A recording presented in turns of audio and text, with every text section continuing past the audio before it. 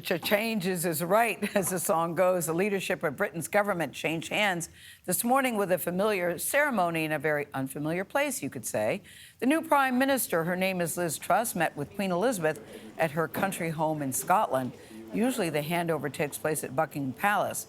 It followed a farewell from Boris Johnson, who handed his resignation to the Queen earlier in the day. Elizabeth Palmer's in London outside the Houses of Parliament. Elizabeth, good morning. That David Bowie song is a good choice. Big changes indeed in the U.K. Hello.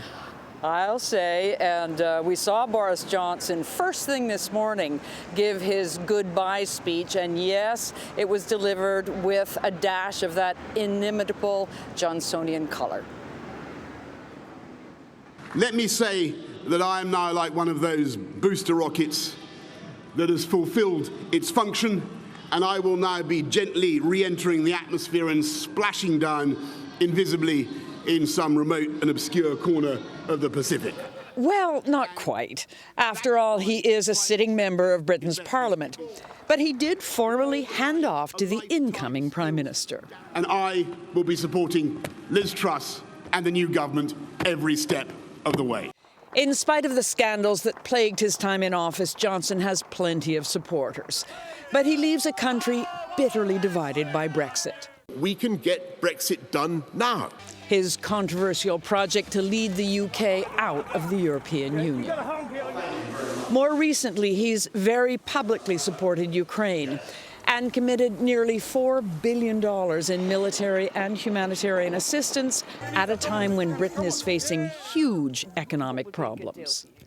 The economy will be the first challenge for new Prime Minister Liz Truss. And I also want to thank our outgoing leader, my friend, Boris Johnson. Arguably, he also left a poisoned chalice. Russia has cut off gas supplies to Europe, sending energy prices rocketing up at a time of soaring inflation. But in her acceptance speech, Truss did her best to sound upbeat. I will deliver a bold plan to cut taxes and grow our economy. Liz Truss got the leader's job because she was voted in by her party. But among voters, polls show she is unpopular. Prime Minister Truss will be back in London this afternoon to start work.